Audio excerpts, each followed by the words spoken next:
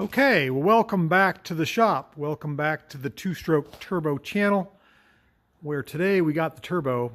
We don't have the two-stroke. This is an old car. It's my car. Used to love this car. Still love the car. It is a turbo, as you can see by the sticker there on the side of the valance. 16 valve, dual overhead cam, turbo, all-wheel drive. That was a big deal back in 1990, 1991. This one's a 1991 Eagle Talon. So it's the same as the Plymouth Laser and or the Mitsubishi Eclipse. They're just badged all a little different.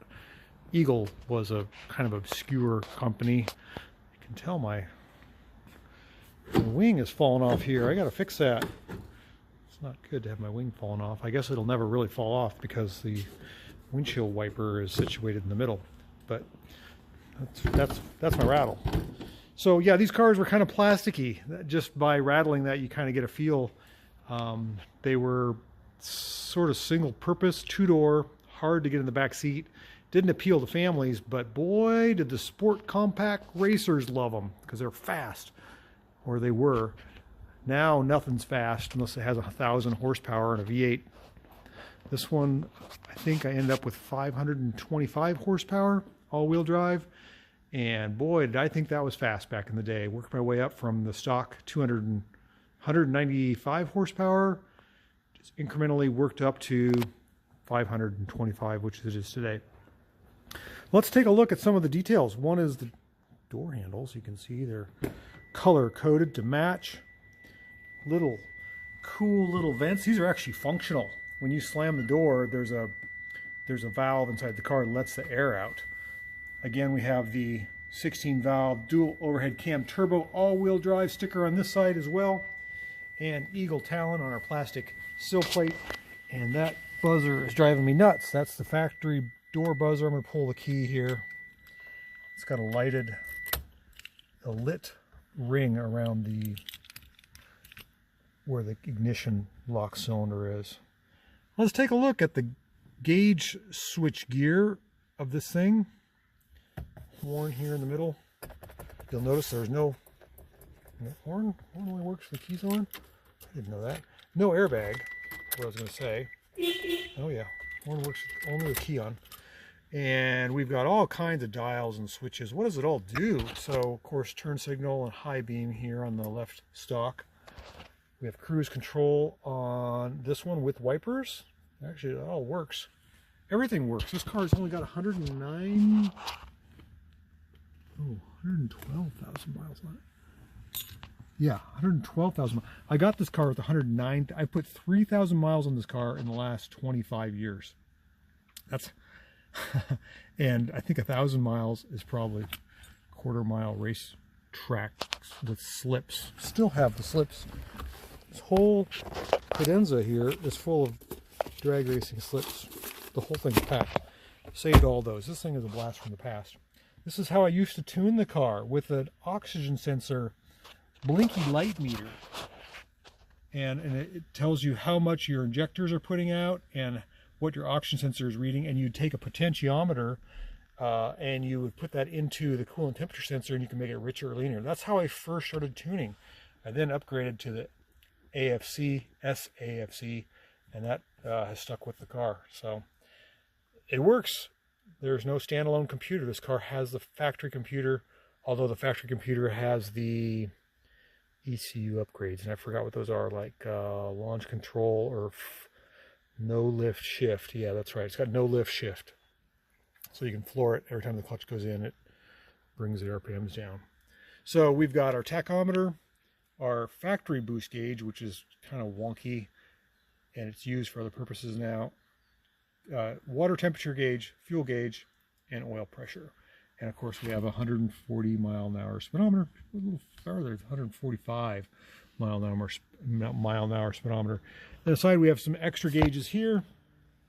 Our EGT, that's what we used to tune with, doesn't do much these days. A boost gauge that maxes out. Actually, the needle goes around until about the second 0 or second O on boost, 35 pounds, and then an AF wideband oxygen sensor readout. And that's about it. We've got AC and heat, just like you'd normally have in a car. I have a lot of tricky stuff. In other words, there's a yellow light there for the ECU when it's fired up. It gives me codes and things. And then also we have right underneath here, this little box with the knob on it is the progressive alcohol control. I think it's called Alky Control, or maybe it's progressive. I forget the name of it. And that's really it. Car has a champagne colored interior, which is pretty rare. The headliner is starting to fall down in the back. I've got the seats down because the dog and the kids sometimes ride with me and they need more room. Believe it or not, you have more room with the seats down than you do with the seats up. Let's take a look under the hood though, shall we? Since we're reminiscing a little bit. It does have power door locks, power mirrors, and power windows, and those all work. This car does not have a sunroof and does not have ABS. And this is the factory champagne color, although you can see my clear coat is peeling, and I had a limb fall on the hood. Put a dent right there and a dent right there on the out. But let's get the hood open and take a look under here. Prop rod up. We have our 4G63. This is the 6-bolt version, if I'm remembering that correctly. We have a front mount intercooler, which is right here. It's a wide one. I think it's 6 inches wide. Kind of grimy. It rests between the fog lights. That's actually my job today, is to replace the fog light bulbs. They're out. We've got our Eagle Talon insignia right there. We have the factory radiator. We have stock head, stock cams. And what do we have for rods and pistons? I think I upgraded them. I bent a rod once, so I think I put in forged rods and forged pistons. MAF translator, which is this little gizmo here. And that way I can use a Chevrolet mass airflow sensor. And all my alcohol controls with injectors. I have 2 injectors that go into the throttle body. Other than that, just big turbo and a whole heck of a lot of power. It's a lot of fun. And it is now my current daily driver, believe it or not. So I'm going to get to work kind of putting this thing back on the road. I got some new tires for it a couple years ago. There's some BFGs. I upgraded the size. I went to 225 series tires instead of the stock 205s or 215s. It does have the 4-bolt rear end. It's a little stronger, and some modifications to the exhaust and also the drive system. Maybe I should put it up in the air and have you take a look at that. That might be good. And our 4-bolt rear axle. I think I mentioned that. 4-bolt flange. So that's pretty much it for the Eagle Talon Super Turbo. Kind of a blast from the past. Hope you like that, and let's get to work on this thing. Drive it around a little bit. Drive it, you get this.